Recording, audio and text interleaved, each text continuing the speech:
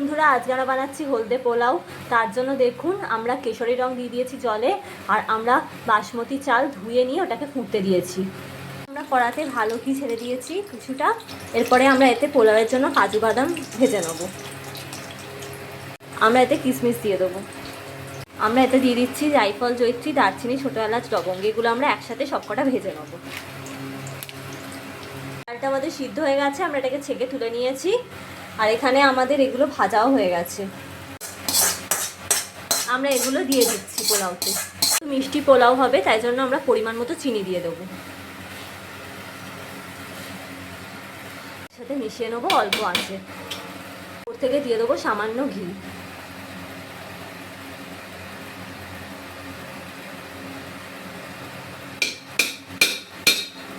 ঘি দিয়ে দিয়েছি, এটা আমরা একসাথে এবার মিশিয়ে নেবো।